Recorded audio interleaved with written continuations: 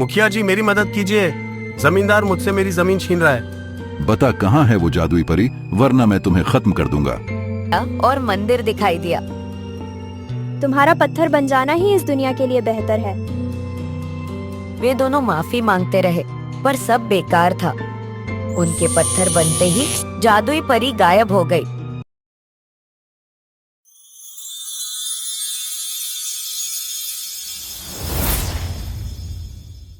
एक रहस्यमयी जंगल, जहाँ प्राचीन पेड़ फुसफुसाते हुए अपने सदियों पुराने रहस्य बतला रहे थे। इसी जंगल में आरुषि नाम की एक लड़की खड़ी थी, जिसके मन में एक अनजाना डर और रोमांच समाया हुआ था। ये कैसा अद्भुत वन है, हर पत्ता एक कहानी सुना रहा है। मैं यहाँ कैसे आ गई? तभी एक चमकीली परी हवा में तैरती हुई उसके सामने आई। उसके पंख हीरे की तरह चमक रहे थे और उसकी आंखें तारों की तरह चमक रही थीं। हे चुनी हुई आत्मा, समय आ गया है जब दो दुनियाएं मिलेंगी। मेरा अस्तित्व एक शाश्वत सत्य है, इसे कभी मत भूलना। जब तुम्हारे हृदय में दूसरों के लिए निस्वार्थ प्रेम और साहस का दीप जलेगा, तब मैं तुम्हें सपनों में अपना ठिकाना बताऊंगी। तुम मुझे ढूंढना, मैं खोया हुआ प्रकाश हूँ। इतना कहकर परी प्रकाश के बवंडर में बदल गई और हवा में समा गई। अचानक आरुषि की आंख खुली। उसका चेहरा पसीने से भीगा था। वह अपनी माँ राधा के पास भागी। माँ, मैंने एक जादुई सपना देखा। एक परी थी जिसके पंखों से रोशनी निकल रही थी। अरे बेटी, एक तो पहले ही उस क्रूर जमींदार और उसके गुंडे विनोद ने तेरे पिता का जीवन मुश्किल कर रखा है, और ऊपर से तुम इन सपनों की दुनिया में खोई हो। यह सिर्फ एक सपना है। राधा ने रोटी और सब्जी एक कपड़े में लपेटी। ये लो, अपने पिताजी को खाना दे आओ। बेचारे सुबह से खेतों में मिट्टी से लड़ रहे हैं। आरुषि उदास होकर खाना लेकर खेत की ओर चल दी।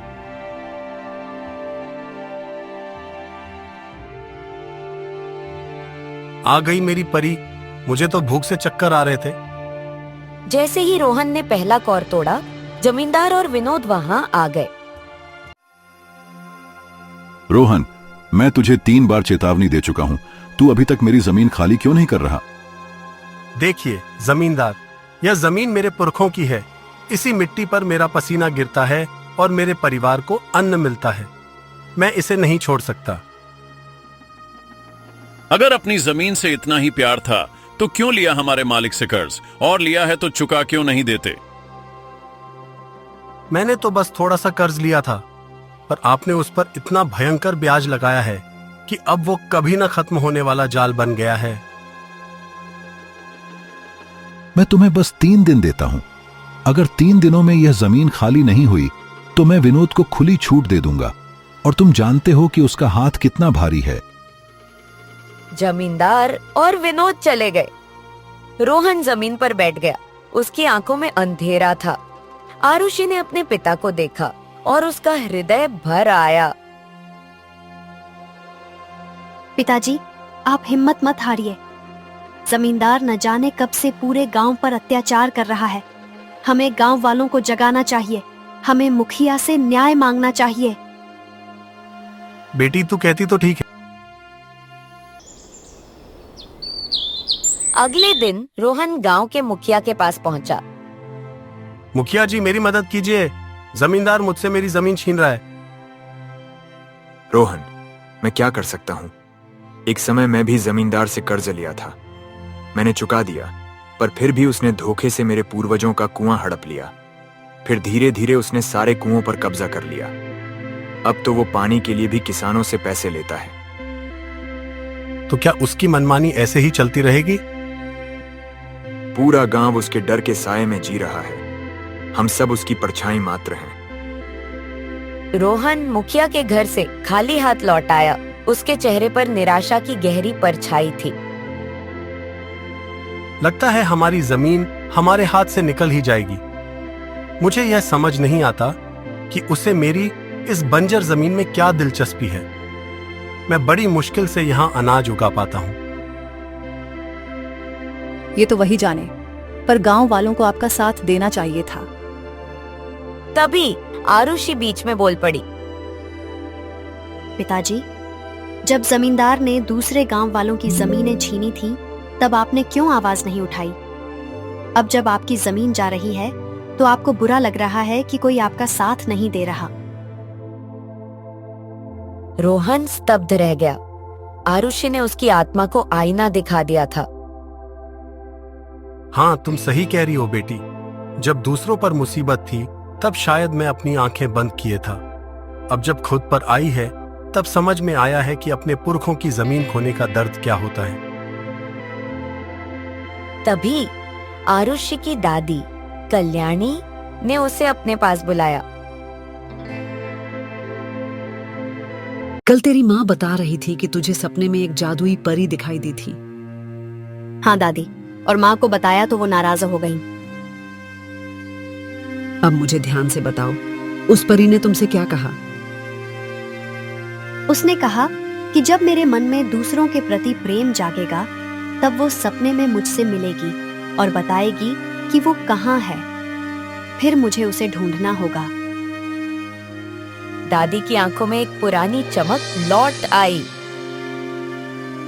वो परी सत्य कह रही थी। वो वास्तव में अस्तित्व रखती है। शायद तुम नहीं जानती, बरसों पहले हमारे पूर्वज एक महान योद्धा थे। नाम था विक्रांत। एक रात विक्रांत खेत में अकेला काम कर रहा था। तभी आसमान से रंगीन किरणों का एक बवंडर उतरा और उसके बीच से वही जादुई परी प्रकट हुई। ये कौन हो? डरो मत, मैं एक जादुई परी हूँ जो सितारों से बने जंगल से आई हूँ। मेरी रक्षा करो, एक अंधेरी ताकत मेरे पीछे पड़ी है। मैं तुम्हारी रक्षा कैसे कर सकता हूँ? मैं तो बस एक साधारण किसान हूँ। अपनी ताकत पर विश्वास करो मनुष्य। पृथ्वी पर सबसे शक्तिशाली तुम ही हो।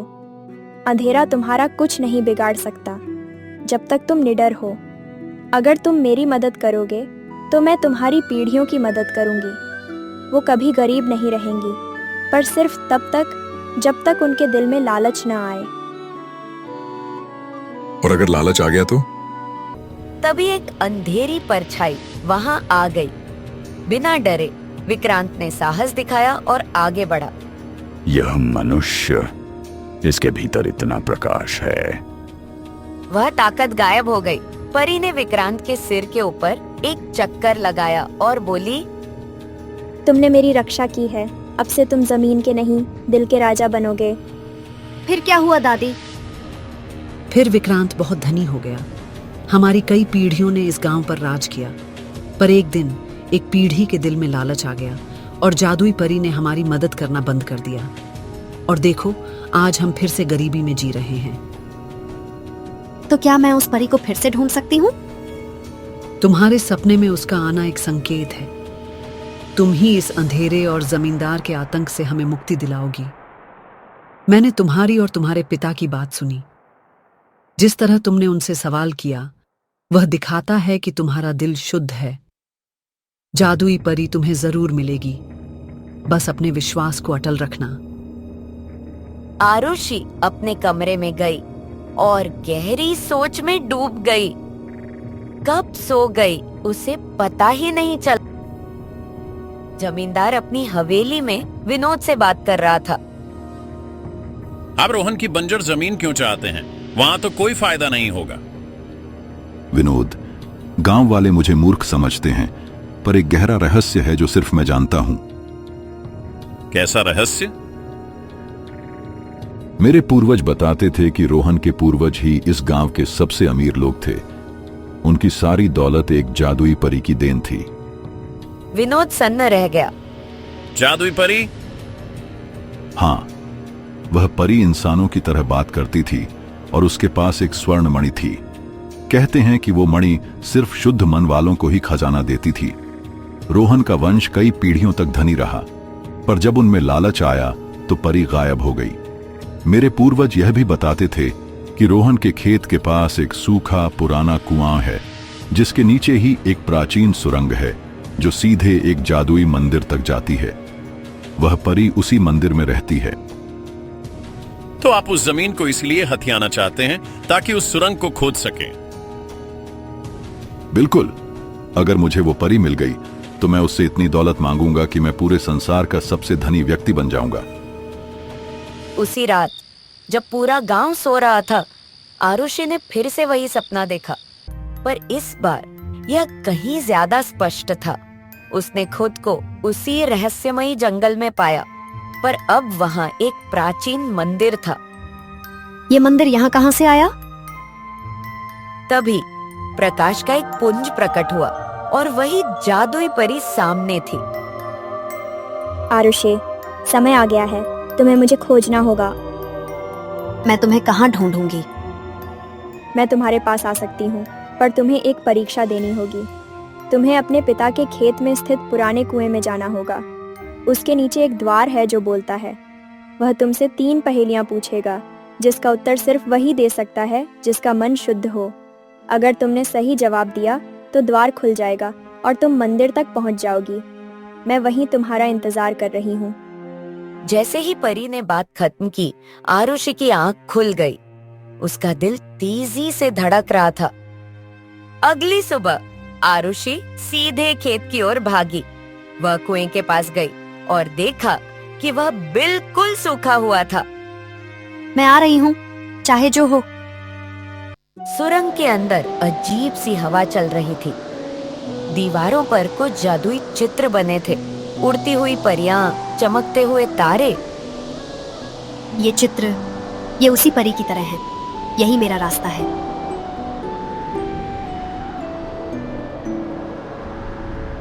वो आगे बढ़ी और एक विशाल पत्थर के द्वार के सामने रुक गई। द्वार ने बोलना शुरू किया। यदि तुम्हारा मन शुद्ध है तो मेरे प्रश्नों का उत्तर दो। तुम बोल रहे हो? मेरी पहली पहेली है, सबसे बड़ा धन क्या है? सबसे बड़ा धन प्रेम और दया है, क्योंकि धन तो आता जाता रहता है, लेकिन प्रेम और दया हमेशा हमारे साथ रहते हैं। आरुषि के शब्द जादू की तरह काम किए। द्वार की परतों में से एक परत खिसक गई। मेरी दूसरी पहेली है, सबसे बड़ी ताकत क्या है? सबसे बड़ी ताकत एकता है, क्योंकि अकेला इंसान हार सकता है, लेकिन जब सब एक हो जाते हैं तो कोई भी मुश्किल बड़ी नहीं रहती। फिर से द्वार का एक और हिस्सा खिसक गया। और मेरी तीसरी पहेली है, सबसे बड़ी दौलत क्या है? सबसे बड़ी दौलत शुद्ध मन है, क्योंकि अगर मन शुद्ध न हो तो दुनिया की सारी दौलत भी बेकार है। आरुषि के शब्द पूरे होते ही द्वार की आखिरी परत भी हट गई और एक रास्ता खुल गया। सामने एक प्राचीन मंदिर। अचानक मंदिर के केंद्र में वही जादुई परी प्रकट हुई। तुमने कर दिखाया आरुषि, जो तुम्हारे पूर्वजों में से कोई नहीं कर पाया। आप कौन हैं और क्यों मुझे चुना? क्योंकि तुम्हारा हृदय प्रश्न नहीं करता, सहायता करता है। तुम्हारे भीतर वो शुद्धता है जो अब दुर्लभ हो चुकी है। अब मुझे क्या करना होगा? तुम इस गांव की संरक्षक बनोगी। ये शक्ति एक वरदान नहीं, एक जिम्मेदारी है। परी ने एक छोटी सी चमकती हुई स्वर्ण मणि आरुषि के हाथ में रख दी। ये स्वर्ण मणि है, इससे हर रात कुछ स्वर्ण मुद्राएं मिलेंगी। पर जिस दिन तुम्हारे मन में लालच का एक भी बीज अंकुरित होगा, ये मणि अपनी शक्ति खो देगी।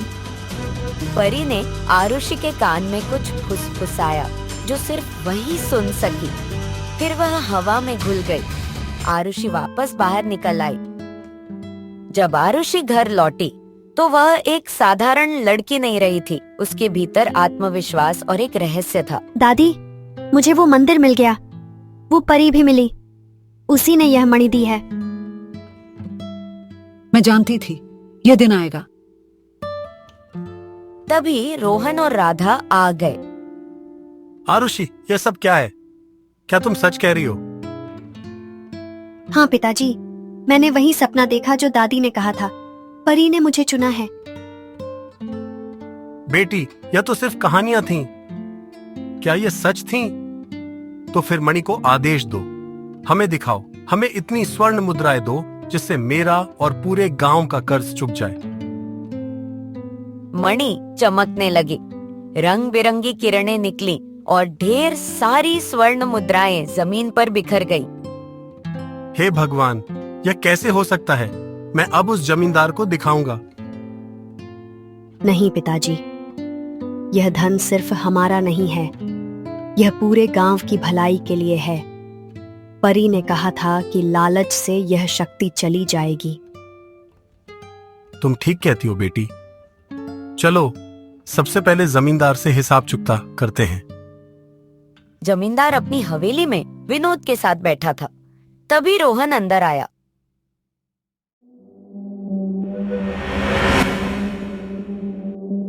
यह लो, तुम्हारे कर्ज से भी ज्यादा है, और अब से मेरी जमीन की तरफ आंख उठाकर भी मत देखना। रोहन चला गया। ये धन इसके पास कहां से आया? मुझे भी समझ नहीं आ रहा। रोहन ने गांव के उन किसानों को बुलाया जिनकी जमीन गिरवी रखी गई थी, प्रवीण, संजय और अजय। यह लो, जाकर अपने कागजात वापस ले आओ। तीनों किसान जमींदार की हवेली में गए और उसके सामने पोटली फेंक दी। जमींदार ने चुपचाप कागजात दे दी। कुछ समय बाद हवेली में अब डर का साया था। ये हो क्या रहा है? पहले रोहन, फिर पूरा गांव, ये सब कैसे हो रहा है? लोग अब आपका नहीं, रोहन का नाम लेते हैं। मैंने सुना है कि लोग कह रहे हैं असली सेठ अब रोहन है। नहीं, मैं ऐसा नहीं होने दूंगा। मालिक, मुझे लगता है कि रोहन को जादुई परी मिल गई है। हाँ, अब समझ आया, उसी ने यह सब किया है। हमें उस कुएं और मंदिर को ढूंढना होगा। अगर ऐसा है तो हमें उसे और उसके परिवार को खत्म करना होगा। चलो मेरे साथ। जमींदार और विनोद रोहन के घर घुस गए। बता कहां है वो जादुई परी, वरना मैं तुम्हें खत्म कर दूंगा। मैं कुछ नहीं जानता। मैं बताऊंगी। नहीं बेटी, इन्हें मत बताओ, ये उसका दुरुपयोग करेंगे। अगर नहीं बताया तो ये हमें मार डालेंगे। मुझे बताना ही होगा। हाँ, समझदार लड़की, बता बता। आरुषि उन्हें खेत में बने सूखे कुएं तक ले गई। यही कुआं है, नीचे सीढ़ियां हैं। वहां एक पत्थर का द्वार है जो सवाल पूछता है। सही जवाब देने पर मंदिर तक रास्ता खुल जाएगा। क्या तुम हमें मूर्ख समझ रही हो? तुम ही जवाब देना, हम पीछे हैं। तीनों कुएं के नीचे उतर गए। पत्थर ने सवाल पूछा और आरुषि ने सही जवाब दिया। द्वार खुला और मंदिर दिखाई दिया। यह तो सचमुच है। जादुई परी, मुझे खजाना दो। मैंने ही आरुषि को यहाँ लाने को कहा था। परी प्रकट हुई और उसने एक और स्वर्ण मणि दी। हवेली जाकर कहना, ढेर सारी स्वर्ण मुद्राएं दो और सब कुछ तुम्हारा हो जाएगा। रुको रुको, पहले मैं जांच करूंगा। जमींदार ने कहा, स्वर्ण मुद्राएं दो। मणि से सच में सोने के सिक्के गिरने लगे। वाह, अब मैं इस दुनिया का सबसे अमीर जमींदार बनूंगा। चलो विनोद। जमींदार और विनोद हवेली लौटे। उन्होंने फिर से कहा, और स्वर्ण मुद्राएं दो। अचानक मणि से निकली जादुई किरणें और जमींदार तथा विनोद पत्थर की मूर्ति में बदलने लगे। ये क्या हो रहा है? तभी जादुई परी वहां प्रकट हुई। मूर्खों, तुमने लालच को चुना। तुम्हारा पत्थर बन जाना ही इस दुनिया के लिए बेहतर है। वे दोनों माफी मांगते रहे, पर सब बेकार था। उनके पत्थर बनते ही जादुई परी गायब हो गई। इधर आरुषि ने घर लौटकर सब बताया। परी ने मेरे कान में फुसफुसाया था, वो आएंगे, उन्हें मंदिर तक ले जाना। यही तुम्हारी परीक्षा है। जमींदार और विनोद से गांव को मुक्ति मिल गई। रोहन की एक नई और सुंदर हवेली बनी। आरुषि और रोहन गांव के सबसे बड़े जमींदार बन गए। उन्होंने लोगों की मदद के लिए धन का उपयोग किया और पूरे गांव में खुशहाली लौट आई। स्वर्ण मणि का रहस्य सिर्फ धन नहीं, बल्कि शुद्ध हृदय और निस्वार्थ प्रेम है।